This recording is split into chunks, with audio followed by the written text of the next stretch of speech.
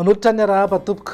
Noho ny fikorontanana avy any ambony tsy takamaso dia nahitana orana tandrifindraona na rankotroka tamin'ny faritra sasany teto amin'ny afovoantany omaly. Nisy mihitsy aza moa ireo toerana izay nahitana vandra toa amin'ny manodidina ny faritra Analamanga. Etsekilan'izay tsara manamarika fa mbola ao anatin'ny ririnina isika izao na dia hoe misy fiakarany kely aza amin'ny maripana dia mety mbola angatsika hatrany ny alina sy ny voamaraina. Raha iverenantsika ny toetry ny andro ankapobeny eto Madagasikara dia mivaratra aza malefaka aloha no andrafitra ny toetry ny androntsika ary azo vana ny zavona ho an'ny faritra maro eto Madagasikara atao anatin'ny 3 andro manaraka. Mety atevina kokoa izay zavon'izay amin'ireo toerana be ala sy ireo toerana be tendrombohitra. Raha ny iviana ny toetry ny andro ho amin'ny rampitso maraina jerena amin'ny antsipiriany dia andrahoana mety arahana orana malefaka indraindray any amin'ny morotsiraka ny faritra Isava, Ambatsoa ary Analanjorofo. Ny faritra hafa moa dia ho maina ny andro amin'ny ankapobeny na ibahan toerana kokoa ingaby masoandro aorian'ny ny zavona na zavotany maraina. Raha ny tolakandro kosa indray dia hitoetra trany ny andro maina manerana ny Madagasikara afa-tsy ny any amin'iny morotsiraka ny faritra Isava, Ambatsoa ary Analanjorofo iny ihany no mety ahitana orana malefaka indraindray. Ny vinan'ny maripana dia manodidina eo amin'ny 5 hatramin'ny 7 degré ho an'ny afovoantany, izany hoe afana tanteraka mihitsy aloha ny andro rehefa atoandro.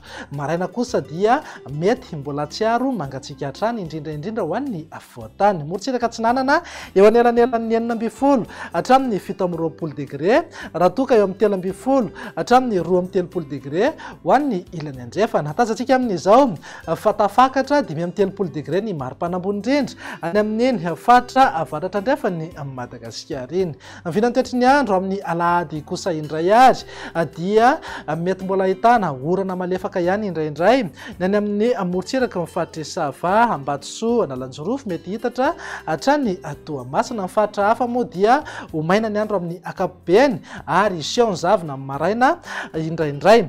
Etsekilan'izay ihany koa araka ny efa natsidika teny am-piandohana dia mety atevina kokoa izay zavon'izay indrindra ho an'ny afovoantany sy ireo toerana manakaiky tendrombohitra.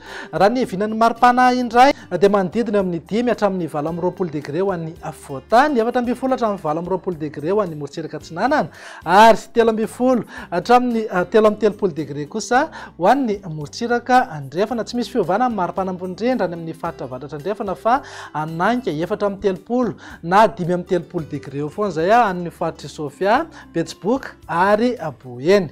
Ny vinan'ny toetry ny andro ny alatsinainy ary namaranantsika sahady dia mety ahitana orana malefaka somary miatoato any amin'iny tendrony avaratra ny morotsiraka ny faritra Isava, Ambatsoa ary Analanjorofo. Ny faritra hafa moa dia ho maina ny andro amin'ny ankapobeny na ibahan toerana kokoa ingaby masoandro aorian'ny ny zavona na zavota maraina.